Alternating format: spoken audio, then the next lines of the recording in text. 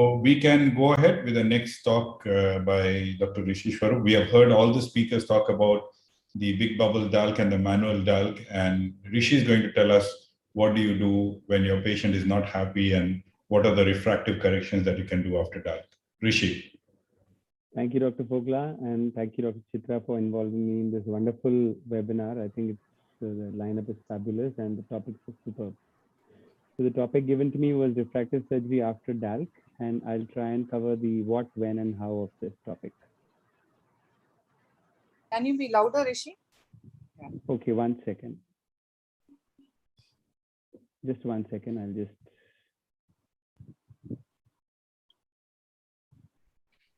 I think I'll have to change my settings.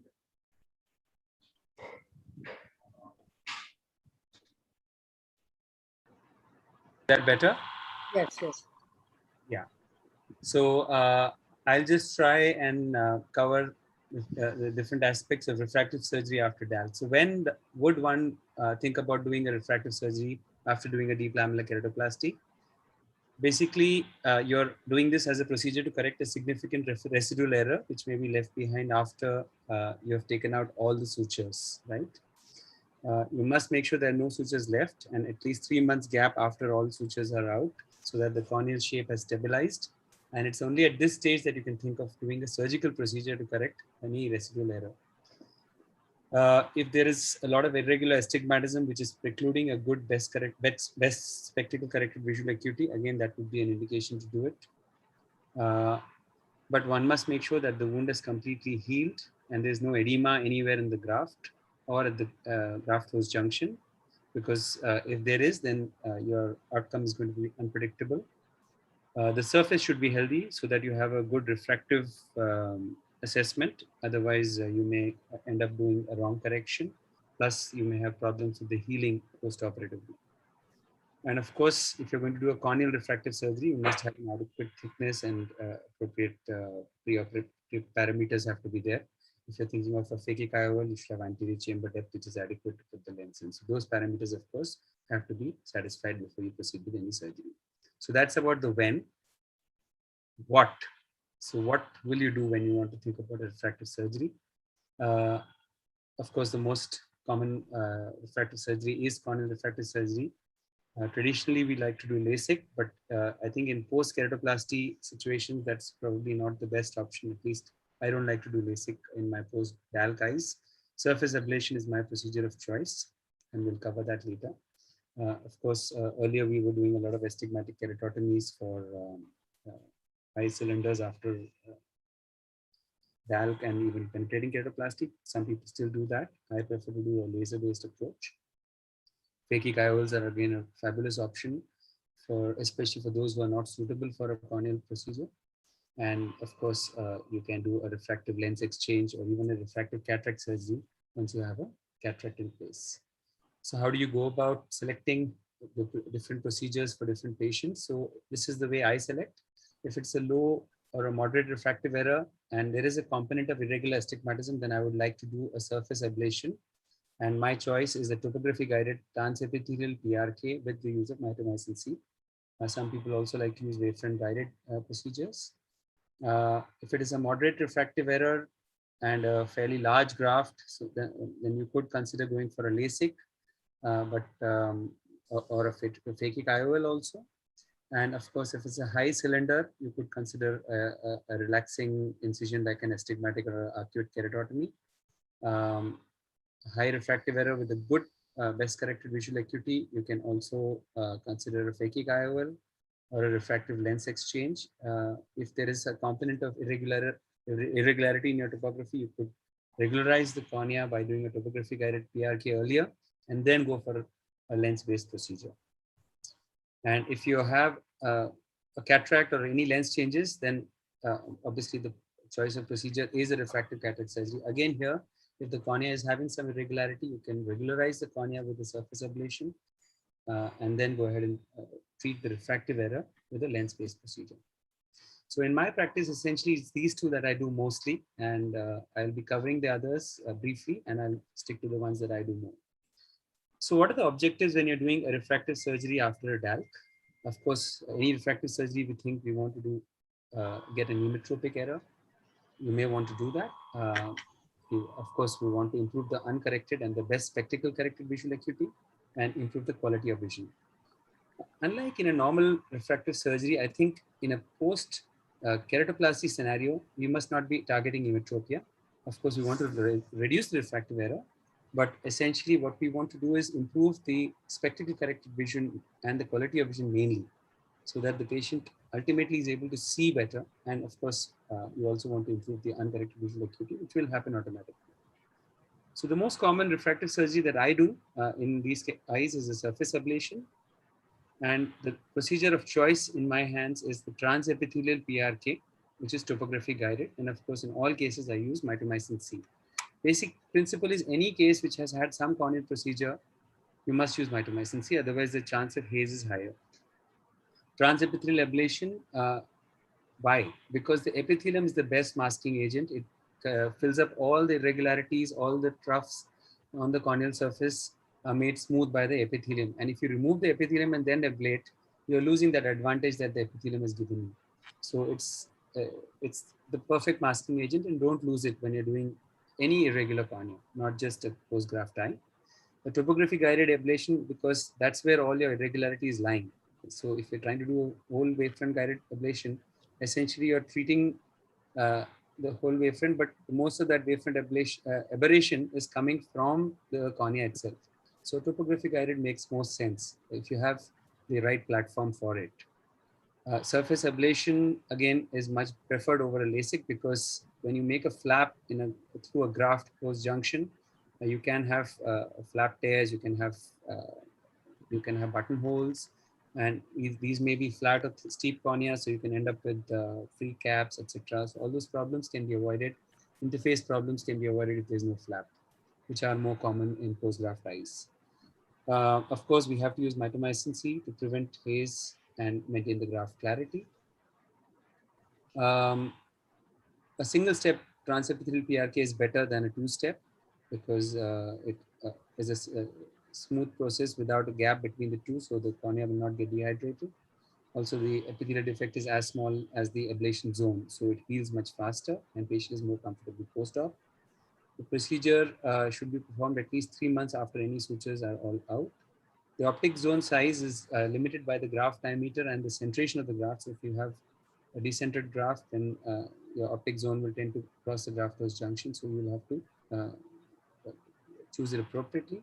In general, try to take as large an optic zone as you can, especially if the refractive error is lower. The cylinder correction should be, you should try to correct maximum. And even if it comes at the cost of correcting the sphere, it's fine. Because that's the one that really debilitates the patients more. And of course, if you have a higher cylinder correction, you want to use more of mitomycin. So anywhere between 30 to 60 seconds, depending on the amount of ablation that you're doing. So this is how you do a transepithelial ablation. When you're ablating the epithelium, you can see the laser dots are blue in color. When you shift to the stroma, they become red. And of course, the ablation is guided by the topography. And then finally, mitomycin C has to be applied. Make sure that the entire ablation zone is well covered. Don't just apply a sponge in the center, especially if you've done cylindrical correction. If you don't apply the sides where you have ablated, you'll end up with a haze on the sides. So make sure you're moving the sponge around and cover the entire area of ablation. Post-operative care, the main thing that we have to keep in mind is these are grafted eyes. So you have to step up the steroids and then slowly step them down, just like you would do for a suture removal. And prophylactic antibiotics have to be given for about a week, especially till the bandage contact lens is there. And preservative-free lubricants, of course, have to go on. Some people have suggested this kind of an algorithm to select the kind of stepwise approach to doing a surface ablation in the post-grafted eye. You can look it up when you get a chance later. A few years ago, we just analyzed some of our post-graft refractive surface ablations. These included 2 PKs as well. And I'd just like to highlight that these are a mix of indications, but largely ectasia. And most of these were done at least 20 or 25 months after the initial procedure. And 4 of these 8 eyes needed an enhancement. And in spite of that, the eyes really did very well. You can see the cylinders from as high as 7.5 drop to 0.5 to maximum of 3, and the best corrected vision, almost all of them 612 or better. So that is very heartening to see that even in these grafted eyes, in spite of having to do sometimes an enhancement, many of them did really well. You have 1 minute left. Yes, so I'll just show you some topographies. This is one of the patients that had a very high astigmatism, and you can see postoperatively got a very good outcome. Similarly, in another case, you can see very high cylinder and vision improved significantly, and the uncorrected vision changed from 660 to 6/9. So of course, other things are there. You can have relaxing incisions. I don't have much experience with these, but people have shown results. Encouraging thing is people have tried to use femtosecond laser to do arcuate keratotomies, and this might actually give us a little more predictable outcome. And we'll have to see more studies to see how well this works. LASIK is something I don't really prefer because it has a plethora of complications that can happen. And you probably have better options like phakic IOLs. This is a video from Dr. Fogla. So especially when you have high cylinders, a very high refractive error, this becomes a very good option if you have adequate anterior chamber depth and the iris is healthy. Refractive cataract surgery can also be done, and especially if you have a little bit of a lens change, this may be a good option. Toric IOLs can be used selectively in these cases if the cornea is fairly regular. Some important things to keep in mind is that your wound should be outside the graft host junction. Otherwise, you can end up detaching the interface, and you can end up with tearing the Descemet's membrane that was there, which is a devastating complication for a beautifully done DALC. Okay, so I'll just run through these very quickly. This was just one case. You can see toric IOL got a very good outcome in spite of a high cylinder. Another case post DALC. We did a custom toric IOL from IOCare group. Advantage in this is that you can treat very high cylinders, which is not available in the conventional toric IOLs.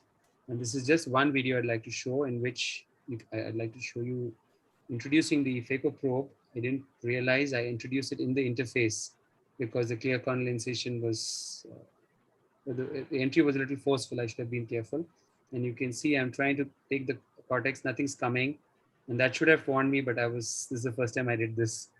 And I just started the phaco and made a hole in the beautifully done bed of the DALC, which is a tragedy for me. But luckily, we managed to treat this patient with a DSEK later. So to conclude, improvement in uncorrected and best corrected vision is the main objective when you're doing refractive surgery in a DALC, and various options like topographic guided transepithelial PRK or phakic IOLs and refractive cataract surgery with or without toric IOLs can be used depending on proper case selection with wonderful outcomes. Thank you for your patient hearing. Thank you very much, Dr. Rishi, for extensively covering it all. I have a question for Dr. Jagdish Reddy. Are you there, Dr. Jagdish? Yes, Dr. Chitra, I'm there. So now if a patient develops significant cataract in the post-operative period, how long would you wait to do the cataract surgery? Would you wait till to remove the sutures, or you would go ahead and do the cataract surgery with some sutures still there, because removal of the sutures itself would have a huge astigmatic impact? How would you deal with that moment? So it depends on what the expectations of the patient are and also how the topographic astigmatism is. So if the astigmatism is very high, we would definitely consider removing the sutures and then only try to do a cataract surgery so that we get good post-operative outcomes. So other scenario is if you have a dense cataract and patient is visually not able to manage. So this is when we would incline towards doing an early cataract surgery and then manage the astigmatism. So the preference would be trying to minimize the amount of corneal astigmatism and then proceed with cataract surgery. Thank you very much. I have a question for Dr. Rajesh Fogla itself. Dr. Rajesh, if when you're doing a topo-guided regularization, would you like to do at one sitting, you would do a regularization and a refractive correction, or you believe that you should only do regularization and always implant a phakic IOL? So it depends on what kind of astigmatism and the total higher order aberrations that you have. Sometimes post-suture removal, you find that there can be irregular astigmatism as well, and that is what is affecting the vision. So in that scenario, we first do a topo-guided PRK to normalize the surface. And then if the patient is happy after that with the best corrected vision, we can look at other options, or we can always come back and do another refractive correction depending on the available corneal thickness. So usually a lot of studies have shown that the two-stage treatment seems to give a better refractive outcome rather than trying everything. Because if at the first attempt, if you try to do both, you end up removing a lot of corneal tissues. So a subsequent procedure sometimes may not be possible because of inadequate corneal thickness. Yeah, in fact, the enhancements in my case were those only. I initially regularized the cornea and then gone back and treated most of the refractive error later. Haze is not much of a challenge, no? No, not in my If case. you use mitomycin C and if you give topical steroids at least for 4 months, I think haze is not much of an issue. And because these are grafted eyes, we tend to put the steroids a little longer. So we usually don't see haze in post-graft eyes at least. The only problem is once the patients achieve good vision, they often tend to become non-compliant on the steroid drop. They may keep telling you that they are applying, but they become irregular and that can result in haze. So I think it's important that you do a follow-up visit at 3 months so that even if you can pick up that early haze, you can always step up the steroids rather than the patient coming back at 6 to 8 months when the haze is much more dense.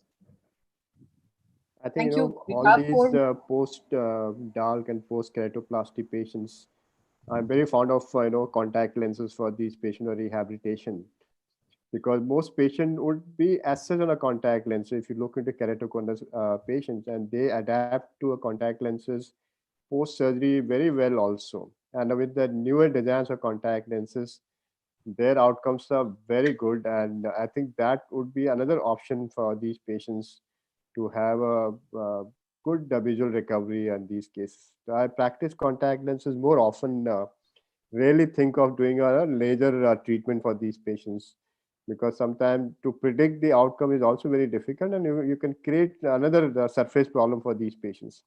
As is, most patients will have a poor surface after surgeries, especially the chronic ocular surface problems, which will be there in some of the patients.